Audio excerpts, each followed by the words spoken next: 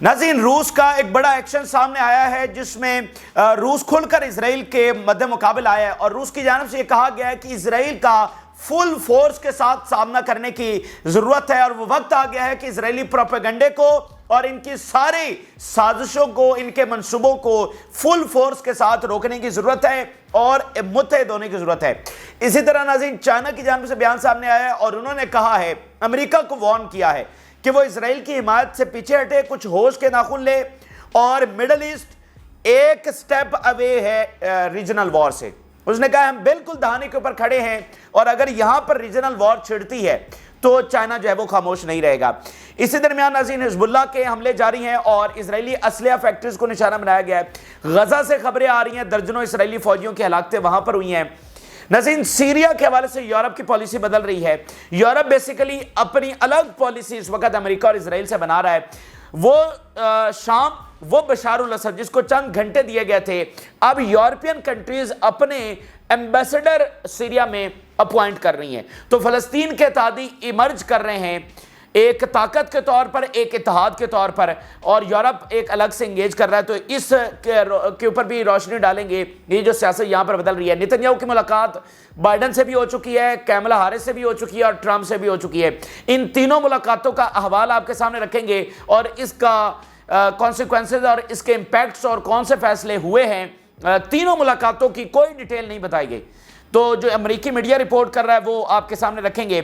Wider canvas के ऊपर बहुत सारी आज खबरें सामने आई हैं। यूके और जर्मनी लॉन्ग रेंज वेपन या वो बना चुके हैं या बनाने के करीब हैं to attack Russian nuclear sites. जी हां, रशिया के न्यूक्लियर साइट्स को हमला करने के लिए ये दोनों मुल्क मिलकर इस वक्त प्लानिंग कर रहे हैं। ये भी आपके सामने रखेंगे। और पहली बार जो रशिया के फ्रीज एसेट्स थे वो नेटो की जानिब से मुंतकिल कर दिए गए हैं यूक्रेन को। ये बहुत बड़ी एस्केलेशन है। एक तरफ लॉन्ग रेंज वेपन्स और दूसरी तरफ से रशिया के बिलियंस ऑफ डॉलर्स जो फ्रीज हुए वो यूक्रेन को दिए जा रहे हैं। तो रशिया बिल्कुल इसके ऊपर खामोश नहीं बैठेगा और इसका स्ट्रॉन्ग रिस्पॉन्स है वो आ रहा है रशिया की जानिब से। तो ये आम तरीन खबरें आपसे शेयर करेंगे। जिन लोगों ने चैनल को सब्सक्राइब नहीं किया उनसे रिक्वेस्ट करेंगे कि चैनल को जरूर सब्सक्राइब कर लें ताकि हर आने वाली वीडियो आप तक पहुंच सके। नाज़रीन, सबसे पहले दो बड़ी ही अफसोसनाक खबरें मैं आपके सामने रखना चाहता हूँ। गजा की जो ताज़ा तरीन सूरत हाल है, मैं आपके सामने ये हकायक रख चुका हूं और आपको बताया है कि उनको आपने हमेशा याद रखना है कि दुनिया में जो भी डिस्कस हो रहा है, आज फ्रांस में कल ये हुआ ओलंपिक और वो सारा मामला हुआ, वो अमेरिका के क्या मामला चल रहे हैं, रूस यूक्रेन की जंग है, इधर चाइना के मामलात हैं, वो सारे दुनिया की मीडिया की जिन्नत बनते रहते हैं। लेकिन जहां पर ये सारा कुछ हो रहा है वहां पर साथ साथ क्या जारी है, एक एक मिनट में इसराइल अपने उस शैतानी मंसूबे के ऊपर आगे बढ़ रहा है जिसमें वो फलस्तीनियों को किल कर रहा है, बमबारी और गोलियों से किल कर रहा है और फाकों से खुराक न देकर, मेडिसिन न देकर, बीमारियां फैलाकर वो उनको किल कर रहा है। ये एक एक मिनट, यानी जब दुनिया उलझी हुई है, चाहे मुज़ाकरात डिस्कस हो रहे होते हैं, चाहे कोई लीडर्स आपस में मिल रहे होते हैं, चाहे मीडिया पर कुछ भी चल रहा होता है, इधर से वो मामला जो है वो रुकने का नाम नहीं ले रहा है। तो इस हवाले से जो सबसे एक और अफसोसनाक रिपोर्ट आज सामने आई है, अमेरिकी मेडिकल की एक ऑर्गेनाइजेशन है और उनके डॉक्टर्स ने एक बहुत बड़ा इंकशाफ किया और एक खत लिखा है बाइडन को और उसमें उन्होंने कहा है कि 90,000 जो शहादतें इस वक्त हो चुकी हैं। ये आप जरा स्क्रीन के ऊपर सबूत देख सकते हैं। 90,000 शहादतें, जख्मी नहीं, 90,000 शहादतें। ये अमेरिका के जो डॉक्टर्स हैं, उनकी जो ऑर्गेनाइजेशन है वो ये बता रहे हैं और खत लिखा है उन्होंने बाइडन को कि कुछ खुदा का रहम करो, कुछ होश के नाखून लो, कुछ रहम करो। ये तुम क्या कर रहे हो? ठीक है, ये तुम किस तरफ दुनिया को लेकर जा रहे हो? तुम अचीव क्या करना चाहते हो उन मासूमों से? तो आप जरा अंदाजा करिए, जो ऑफिशियल इस वक्त हैं वो तो 38,000 हमें बताए जा रहे हैं और बरतानवी जरीदे का हम आपके सामने सबूत रख चुके हैं कि 1,86,000 उन्होंने क्लेम किए थे। आज अमेरिकी डॉक्टर्स 90,000 क्लेम कर रहे हैं। तो मुझे बताइए, 38,000 तो फिर ना हुए, 38,000 से तो ये कहीं ज्यादा हैं। तो आपके सामने रिपोर्ट्स आती हैं, सड़कों पे, गलियों पे, बिल्डिंग्स में लाशें पड़ी हुई। यकीन मानिए, इस वक्त आपके सामने वो तस्वीर और वीडियोस आ रही हैं कि लाशें बिखरी पड़ी हैं और वो भी तस्वीर और वीडियोस आती हैं कि वो लाशें जो बिखरी पड़ी हैं सड़कों गलियों के ऊपर, जिनको दफनाया भी नहीं जा सका, उनकी वो हड्डियां भी दरमियान में से निकल आई हैं।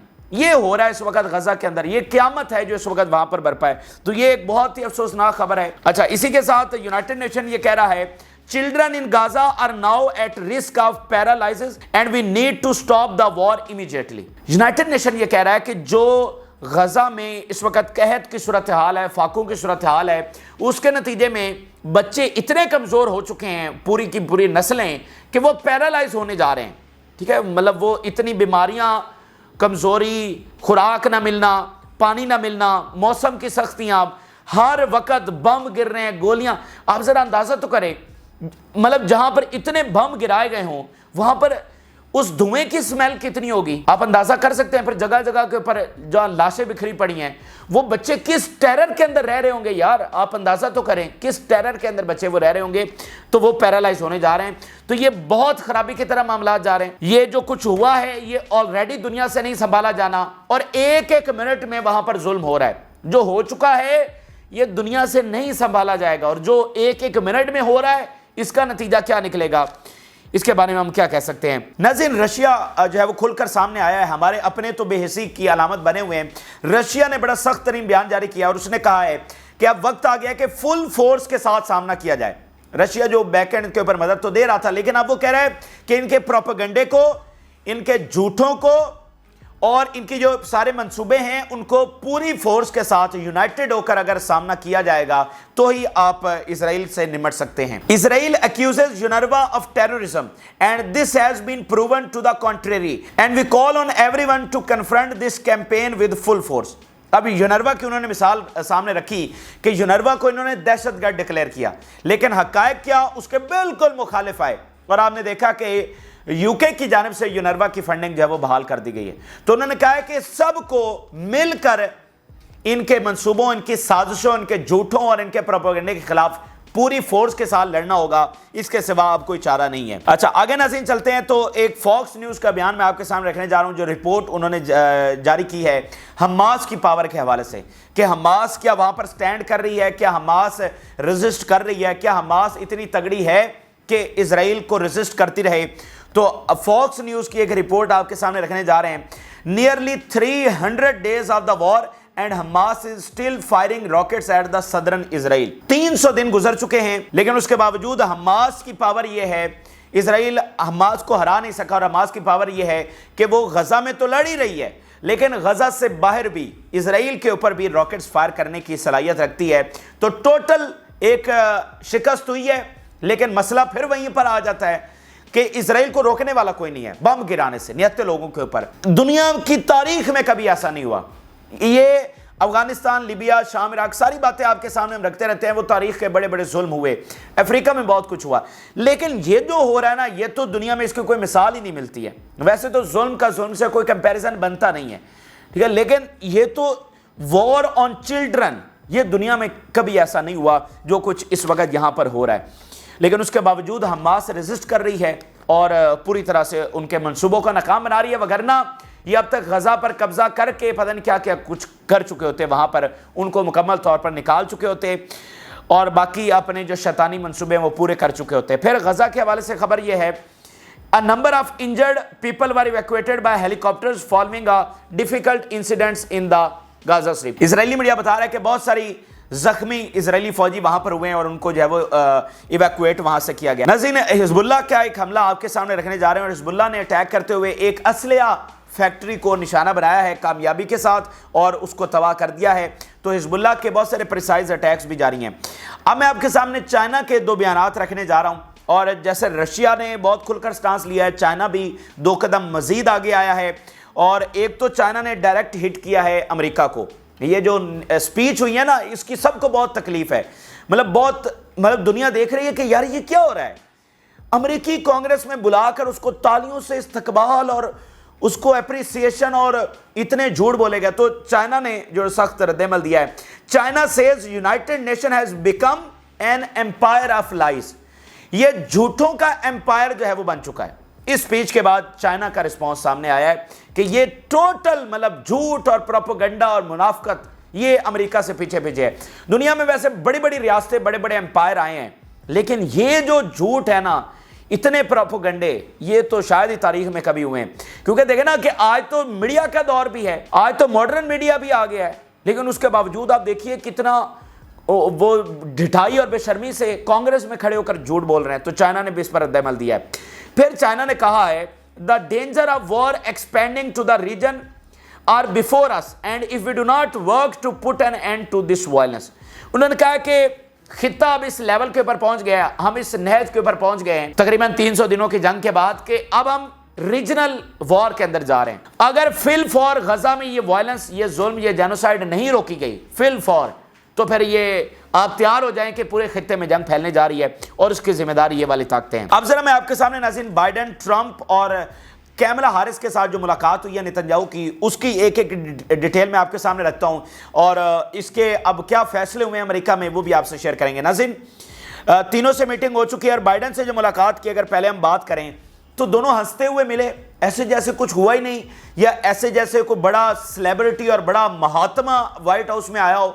दोनों जनाब गले भी मिले और मुस्कुराते रहे और हंसकर बड़ी जनाब, अच्छा बिहाइंड क्लोज डोर उन्होंने जो भी बातें की हैं, यानी 2 मिनट की, टोटल 2 मिनट की अपीयरेंस थी उनकी मीडिया के सामने।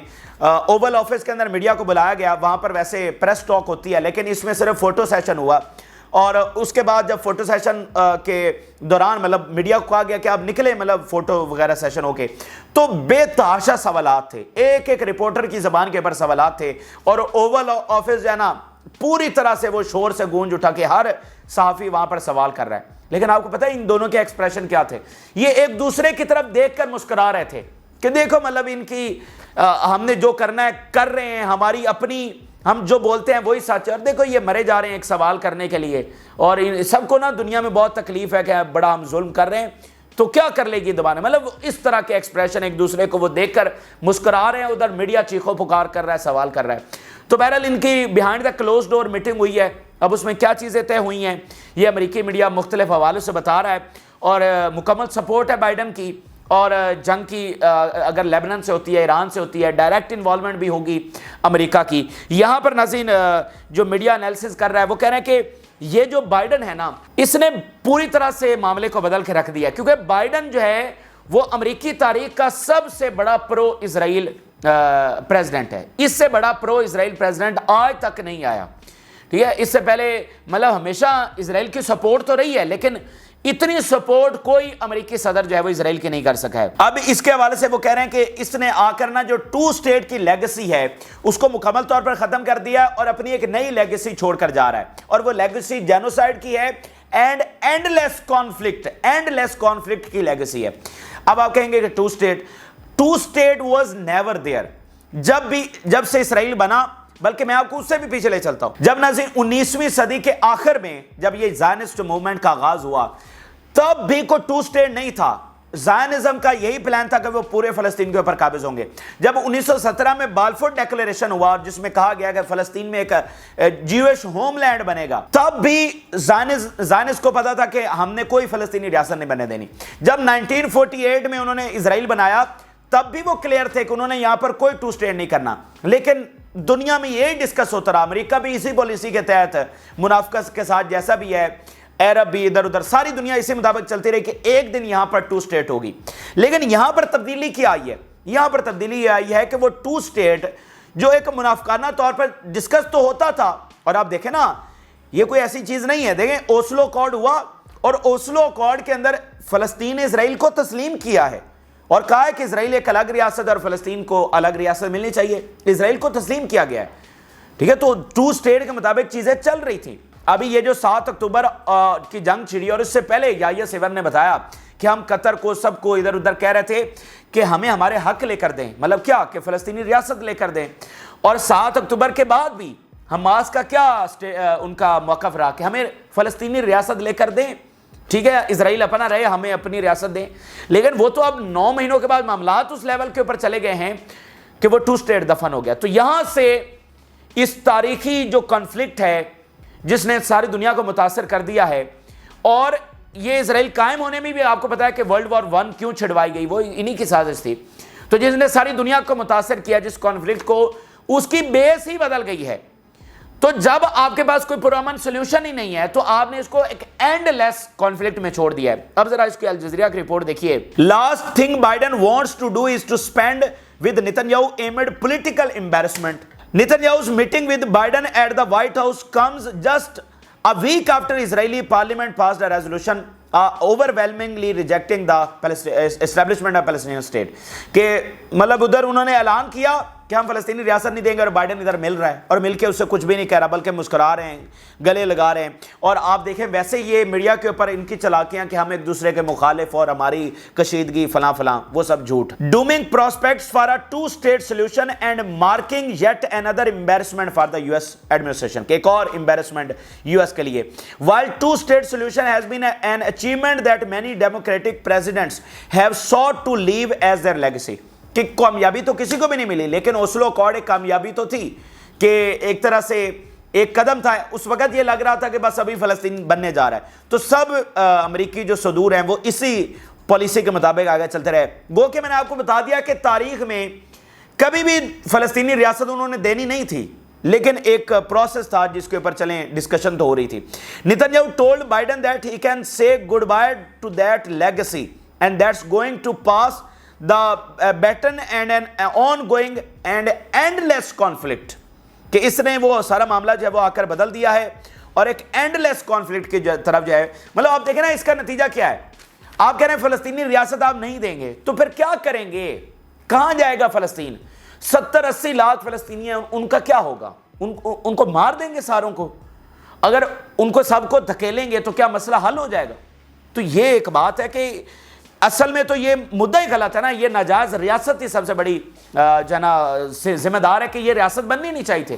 اگر بن گئی تھی تو اگر کوئی حل بن سکتا تھا تو وہ یہی تھا, لیکن اب تو وہ مکمل طور پر ختم ہو چکا ہے. کیملا ہیرس کے ساتھ اس کی میٹنگ ہوئی اور کچھ لوگ بتا رہے ہیں کہ وہ میٹنگ اتنی اچھی نہیں گئی کیونکہ اسرائیل کی جانب سے پھر کیملا ہیرس کے اوپر بہت تنقید کی گئی ہے.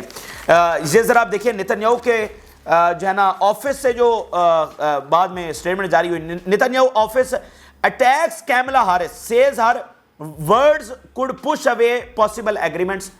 مطلب انہوں نے کہا, یہ کیملا ہیرس نے سیز فائر کی بات کی تو کہہ رہے ہیں کہ یہ جو اس نے بات کی ہے یہ ہمارے ایگریمنٹ جو کہ ہم دیکھو امن کی طرف جا رہے ہیں, لیکن کیملا ہیرس نے یہ غلط بات کی. اندازہ کریں جو کوئی مطلب ڈیل کی بات کرے یا فلسطینی ریاست کی بات کرے تو یہ کہتے ہیں یہ دیکھو یہ تو غلط بات کر رہا ہے. تو کیملا ہیرس کے ساتھ اس کی میٹنگ اچھی نہیں گئی, لیکن اب اینالسٹ امریکہ میں یہ بتا رہے ہیں کہ کیملا ہیرس پرو اسرائیل زیادہ وہ ہوں گی کیونکہ وہاں پر آپ جیت نہیں سکتے ہیں, پرو اسرائیل ہونا پڑے گا. آپ ذرا بین گور کا دیکھیں جو اس نے کیملا ہیرس کے اوپر لکھا ہے. American politicians have become object of ridicule by Israelis.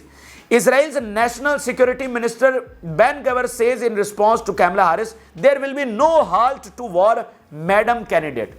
اس کو وائس پریزیڈنٹ نہیں کہہ رہا, میڈم کینڈیڈیٹ کہہ رہا ہے اور کہہ رہا ہے کہ تمہارے کہنے سے کیا ہو جائے گا, ہم تو جنگ نہیں روکیں گے.